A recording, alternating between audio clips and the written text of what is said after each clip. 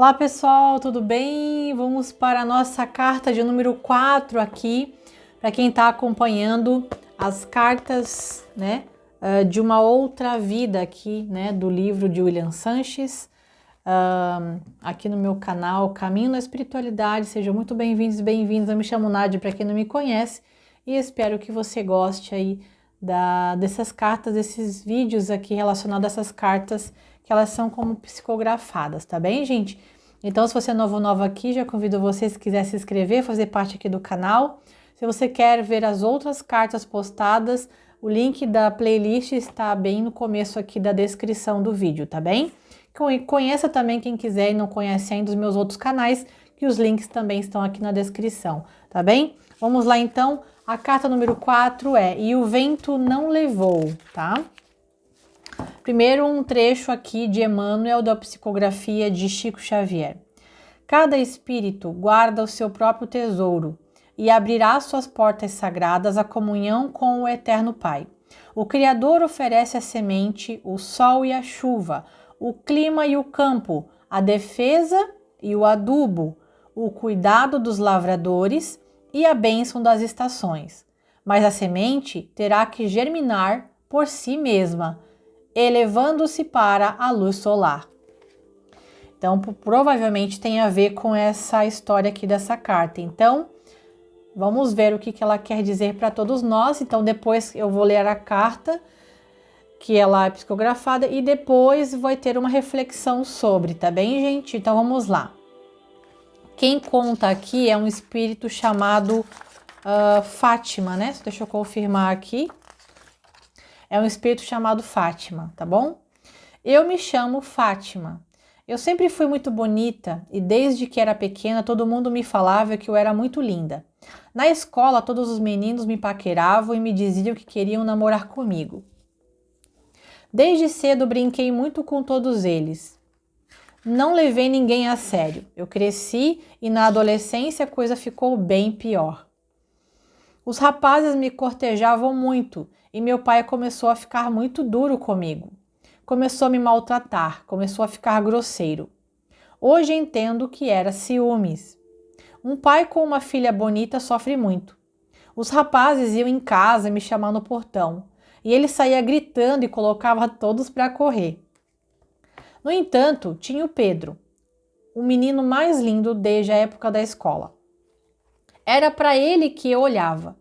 E entre tantos rapazes que havia na escola, na hora do recreio, meus olhos o fitavam, e era por ele que meu coração acelerava. Eu ficava até sem ar. Durante as aulas, meus olhos não desgrudavam do relógio enorme que ficava em cima da lousa. A professora Carmelina, muito rígida, nem permitia que usássemos relógio, mas buscava ela dar as costas para escrever na lousa e meus olhos percorriam rapidamente a parede até ver os ponteiros.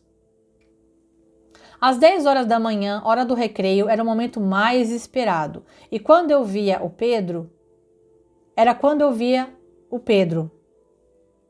Mas ele, tímido, ele nunca chegava mais perto. Os outros rapazes eram mais audaciosos e me perturbavam muito, mas nenhum deles me despertava interesse. Nem mesmo Paulo, que usava as roupas mais moderninhas, umas calças estilo boca de sino e bem quadriculadinhas. As meninas ficavam malucas, mas eu nada. Eu quase não saía de casa por conta daquele ciúme do meu pai. Minha mãe sofreu muito porque ela ficava entre ele e eu. E toda hora havia uma briga. Mamãe até ameaçou que iria se separar se meu pai não melhorasse. Mas naquela época uma mulher separada não era bem vista pela sociedade. Além disso, trabalharia no quê? Desde cedo ele me controlava, me levava ao colégio e minhas amigas riam porque mais ninguém ia com os pais até o colégio. Todo mundo já ia sozinho, a pé ou de lambreta. Eu tinha uma amiga que era dona de uma lambreta branca com adesivos cor-de-rosa. Não lembro quais eram os desenhos nos adesivos, mas era muito charmosa e todo mundo babava por aquela lambreta. Mas quando eu chegava, modéstia à parte, eu ofuscava aquela lambreta. Era um sufoco. Essa minha amiga Cat começou a sentir certa raiva por mim. No começo, ela era boazinha. Conversávamos bastante e trocávamos ideias, e ela sabia que era do Pedro que eu gostava. Aos poucos, ela foi se afastando de mim, se afastando e me provocando muito. Para me provocar, ela começou a flertar com o Pedro, só para me atingir. No colégio, na hora do intervalo, ela fazia sempre isso. Quando o Pedro vinha, ela se abaixava para amarrar as sapatilhas, puxava assunto, dava um jeito de parar na frente dele ou de se esbarrar nele. E eu de longe queria morrer com essa cena. Lógico que por fora tentava não transparecer, mas por dentro estava fervendo como óleo num tacho.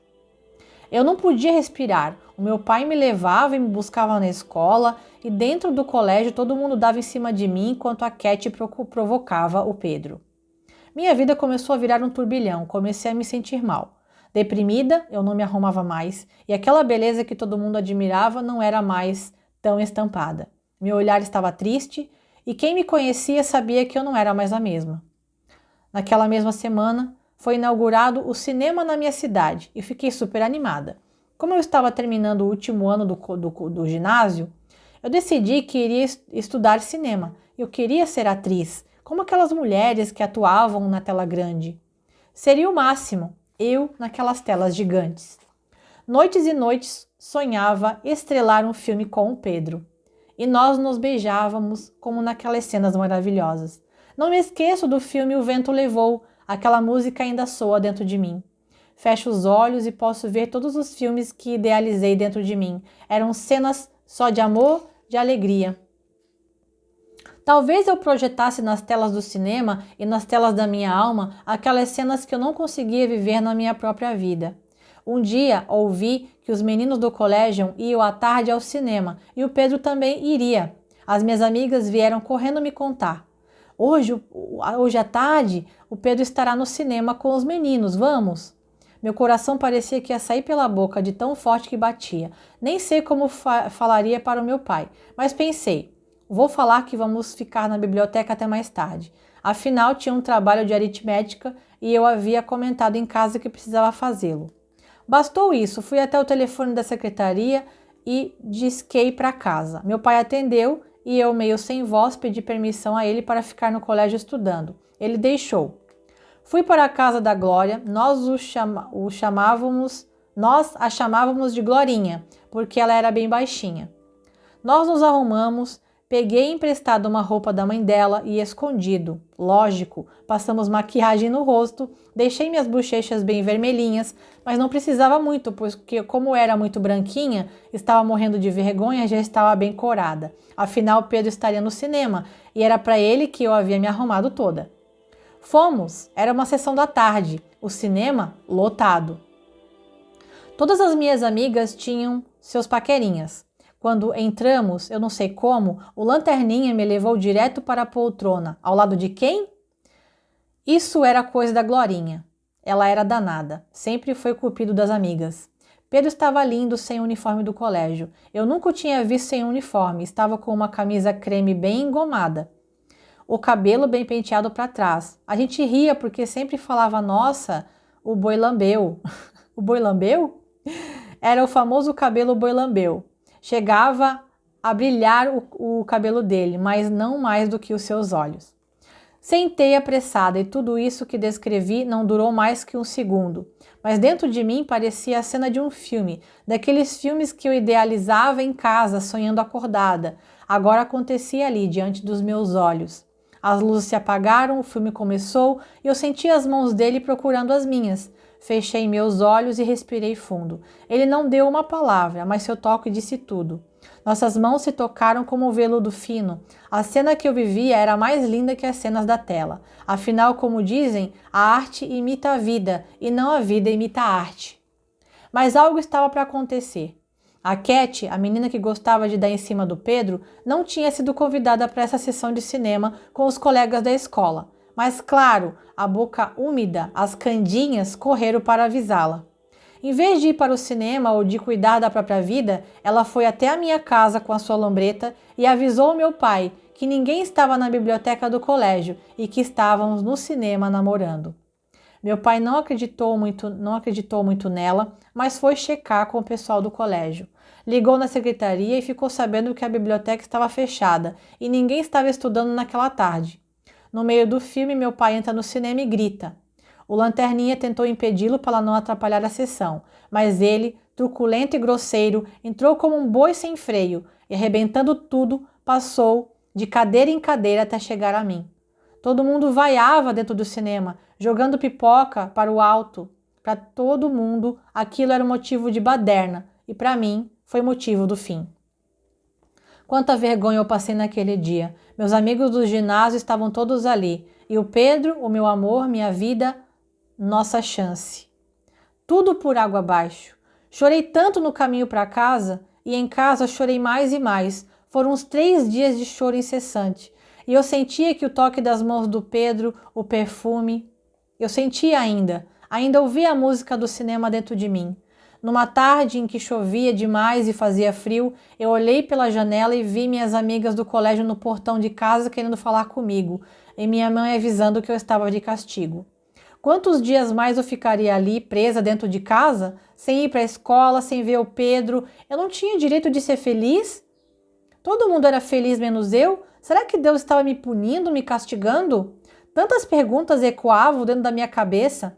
A Cat fazia questão de passar em frente à minha casa fazendo bastante barulho com a lambreta. O som daquela motocicleta queria dizer: eu estou livre e você não. Eu entendia bem, compreendia tudo, ou melhor, achava que compreendia. Comecei a não comer mais, comecei a querer morrer. Eu só pensava em sair daquela vida. Por que um pai tão punitivo? Por que uma mãe tão submissa? Que sociedade era essa? O meu pai, numa tarde, avisou que eu deveria me arrumar porque teríamos um jantar importante em casa. Fiz o que ele mandou. Era a família do Dr. Bernardo que chegava. Meu pai mandou me chamar e, descendo as escadas, pude notar a intenção daquele jantar. Meu pai estava me apresentando como a noiva do Henrique, que é o filho do Dr. Bernardo. Um rapaz bom, muito mais velho do que eu, mas eu não o amava. Meu pai fechou negócio ali mesmo. Senti-me tão ferida. E o meu amor? Onde estaria Pedro? Por que não poderia viver o meu grande amor? Henrique foi uma ótima pessoa. Sempre me tratou bem. Tive em casa tudo o que uma mulher poderia ter. Não pude ser atriz como sonhava e nem viver o meu grande amor. Henrique foi bom. Ele até me deixou escrever, enquanto muitos maridos proibiam as mulheres até de escrever. Henrique me deu um caderno lindo com estampas em floral. Todo dia eu escrevia um novo poema. Assinava sempre como homem e muitas vezes nos saraus, aqui em casa e na casa de amigos, Henrique declamava. Ninguém imaginava, mas os poemas eram meus, e sempre para o meu amor eterno, eterno. Vivia assim, nas linhas, nos versos e nas rimas que escrevi para tornar minha vida melhor. O último poema que escrevi dizia assim: quando sua mão ao tocar a minha parece ser o fim, não passa de começo bom, pois sinto você bem mais perto de mim. Sei que um dia nos reencontraremos, talvez em outra dimensão. Meu amor é seu, mora em tudo. Não se restringe ao meu coração. Ninguém tira de dentro de mim algo tão rico e bom. Busco você no ar, nas cortinas que balançam, na noite que entra, na saudade e na falta que me sufocam. Mas no sol que renasce, na goma da camisa, na seda que visto, no perfume que revisito, meus olhos buscam os seus. Quando sua mão toca a minha, sinto que sou sua. Peraí, gente, que eu tô me emocionando aqui. Que meu amor é seu, que seu amor é meu, que muitas décadas passarão, gerações mudarão, comportamentos serão rompidos e um dia nossas vidas se reencontrarão. Porque quem ama tem muito mais que o encontro de olhos e de corações. As almas se afinizam e ninguém tira daqui de dentro o que se eterniza. É muito lindo, meu Deus. Ai, vamos ver agora a reflexão, gente, que agora eu tô assim. Deixa eu tomar uma água.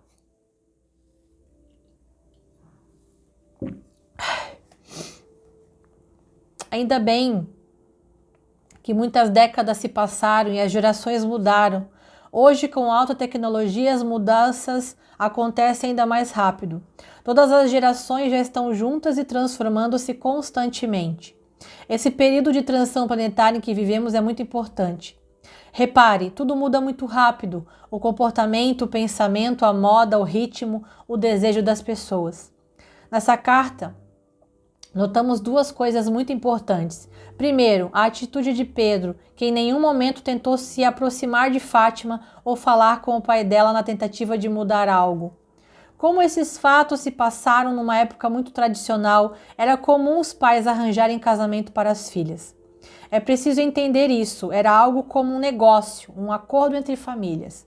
Muito se lutou para que isso fosse mudado. A segunda questão é a ilusão que muitas vezes criamos dentro de nós. Fantasiamos muitos filmes internos, com monstros internos e histórias que não chegam a acontecer. Isso não mudou, ainda o fazemos. E às vezes sofremos antecipadamente por um problema achando que é o fim, até chegar outra pessoa com outra cabeça, outro olhar e o resolver. O que é isso senão a expressão de que há várias maneiras de ver a mesma coisa? Há vários ângulos. Repare, os problemas costumam ser bem maiores quando são com você. Quando o problema é com o outro, você tem receitas, dicas, saídas. Age como um especialista em resolver problemas e tem sempre uma palavra de conforto a quem lhe fala de uma dificuldade. Quando a mesma coisa lhe afeta, não é tão fácil combater o fantasma. Questiono se Pedro realmente amava Fátima, embora isso não importe agora e aqui. É preciso tomar cuidado para não fazer o amor, um sentimento tão divino, se transformar em uma ferramenta punitiva que dia a dia fere, que cria uma ferida profunda e difícil de ser cicatrizada. Não podemos criar expectativas em relação ao outro. O amor está em nós. Quando amamos, o amor está em nós. Se eu amo, o amor está em mim. É comum pessoas cobrarem: quanto você me ama? Como se o amor tivesse peso ou medida. Criamos o amor e diversas vezes sofremos por ele. Não me refiro ao amor de pai e mãe, por exemplo, mas ao amor que chega, faz surpresa no coração, que transforma um simples jardim em um jardim florido em minutos, que transforma a vida em rumo bom, que tudo parece reacender. Esse amor que tanta gente busca e que pensa não ser um direito. Amar é um direito, desde que tenhamos, antes de tudo e de qualquer pessoa, amor em nós mesmos. O amor precisa estar em nós, pois só dessa forma poderemos colocá-lo para fora. Só depois disso ele fará bem a mim e ao outro. Amor é para fazer bem, não para ser sofrimento. O amor une almas. Conheço dezenas de pessoas que vivem um amor só na cabeça delas, criam histórias, ligações que não existem, cenas que nunca aconteceram. O pior é que contam para as outras pessoas com tanta verdade que elas mesmas começam a acreditar que aquilo de fato aconteceu. São autoras de uma ficção da própria vida. Existem também pessoas que adoram ouvir um não. Quando o outro não quer ou não demonstra interesse, aí a conquista fica mais prazerosa. O ser humano parece ter prazer na dor, parece ter prazer em sofrer. Será que não precisamos evoluir um pouco mais nessa questão? Talvez nessa história o não que a Fátima teve seja o mais importante do que o sim.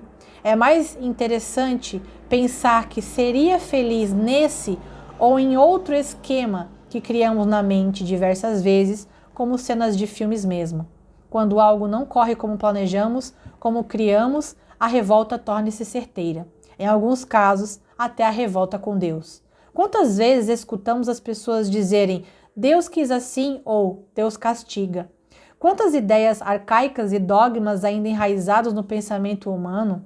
A ideia de um Deus que pune é tão forte que, mesmo passados mais de 2000 anos após a vinda do Cristo, ainda assim se mantém a crença de que há uma divindade que corrige punindo.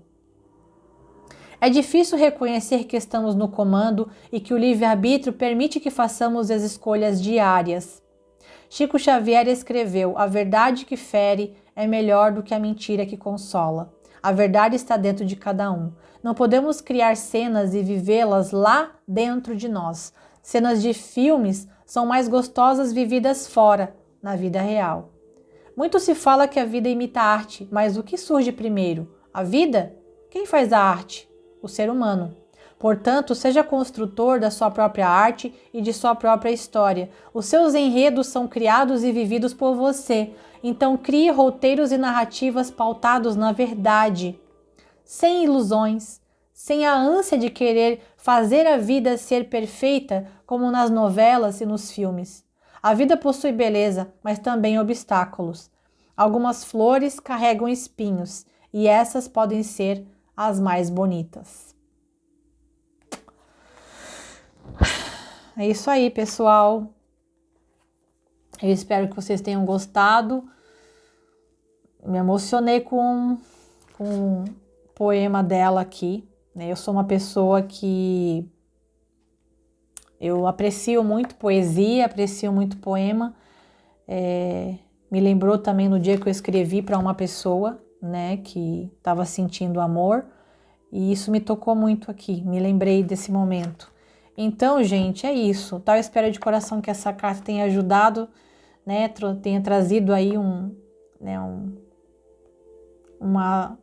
aprendizado de alguma maneira, uma reflexão, né, que você possa colocar na sua vida para você refletir, tá bom? Então, até amanhã, onde eu vou estar trazendo a carta 5, que é a luz que vem de dentro, tá bom? Então, gratidão imensa. Então, se você é nova, se inscreva, deixa o seu like se você gostou, comenta se quiser a sua opinião sobre o que você achou e até a próxima carta. Um beijo a todos.